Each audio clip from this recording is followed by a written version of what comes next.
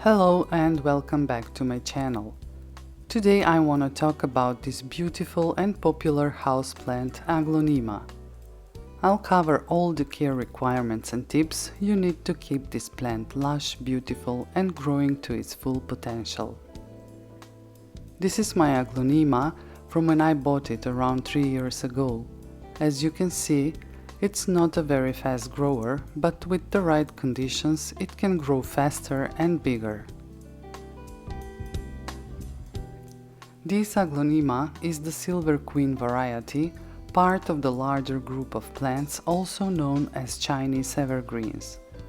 It's very popular nowadays thanks to its strikingly silver green foliage and very low care requirements. The leaves are elongated with a beautiful blend of silver and green hues that almost shimmer in the light. They have a slightly glossy finish, adding to the plant's elegant appearance. This plant is a slow to moderate grower, which means it won't take your space quickly, but will steadily produce new leaves over time. When new leaves emerge, they often start out a lighter shade of green, gradually developing the full silver pattern as they mature. With proper care, you can expect to see several new leaves throughout the growing season. Aglaonemas thrive in low to medium light conditions, making them an excellent choice for areas with indirect sunlight. They can tolerate lower light levels, but for the best growth and vibrant leaf color, place them in a spot where they receive bright filtered light. Avoid direct sunlight as it can scorch the leaves and cause the beautiful markings to fade. I keep mine far from windows on both sides so they get enough indirect light. If you notice that the new leaves are growing smaller or getting longer, it's a sign that the plant needs a brighter spot. Additionally, if it stops producing new leaves, that's another indication that it requires more light. These plants actually prefer slightly drier soil rather than constantly moist conditions. I water mine when the soil is almost dry. Ensure the pot has drainage holes to allow any excess water to escape. During the growing season, you may need to water a bit more often, but always check the soil first. In the winter months, when growth slows down, you can reduce watering even further.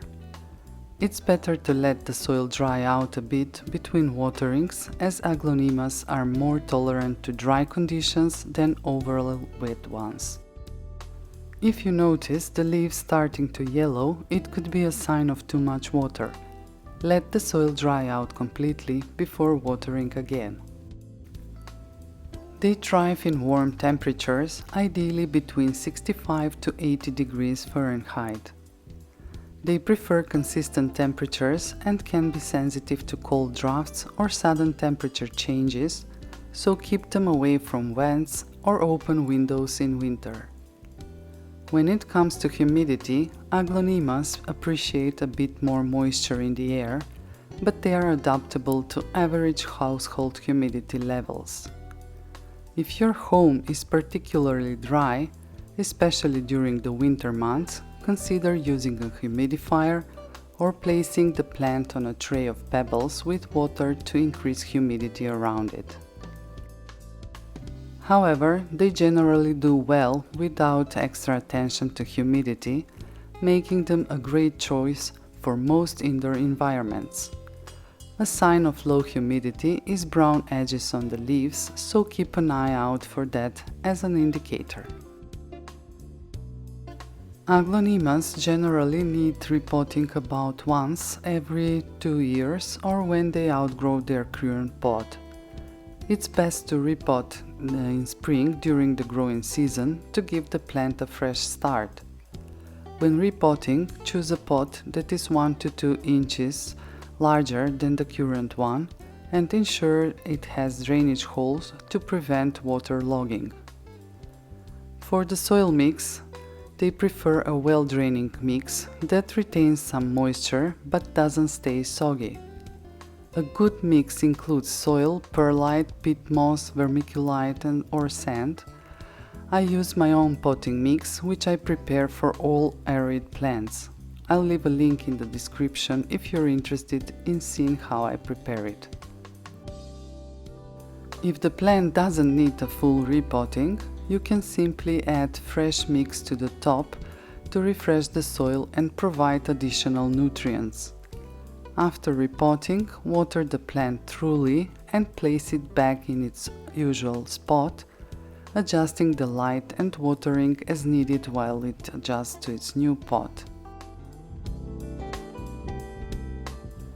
When it comes to fertilizing, aglaonemas are not very demanding plants.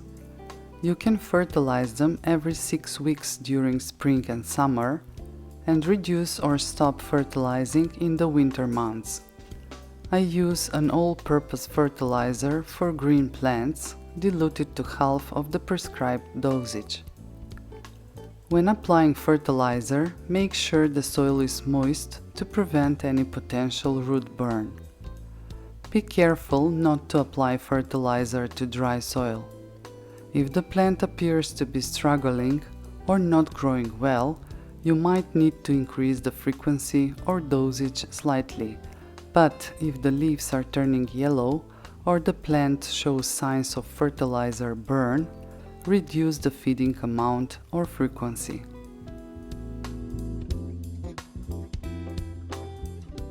Aglaonemas generally don't need a heavy pruning, but removing dead or yellowing leaves is beneficial.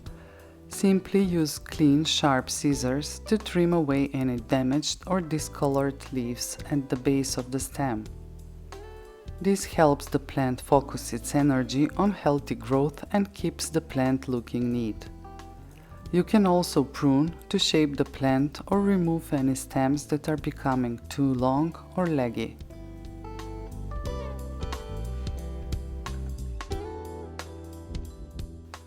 Dust can accumulate on the leaves, which can interfere with photosynthesis. To keep your aglaonemas leaves clean and free from dust, gently wipe them with a soft towel. I always use my own mix made of natural ingredients to keep the plant leaves shiny and pest-free. I'll leave a link in the description if you're interested in watching how I prepare it. You can also use a gentle shower or mist to rinse the leaves occasionally, but make sure not to overdo it. Allow the plant to dry thoroughly after any cleaning to prevent fungal issues. Regular cleaning helps maintain the plant's vibrant appearance and overall health. Although aglaonemas are relatively resistant to pests, they can still attract them occasionally. The most common pests are spider mites, mealybugs and aphids. It's a good idea to check the leaves regularly for any signs of infestation. If you notice brown spots or other indications of pests, treat the plant with neem oil or insecticidal soap and isolate it from other plants to prevent the spread. To further prevent pest issues, keep the plant clean and continue to inspect it on a regular basis. I hope you found these tips useful. If you have any comments or questions, please write them below. I would love to hear your feedback and learn about your plant experiences. Don't forget to like this video and subscribe to my channel. It means a lot to me. Thanks for watching.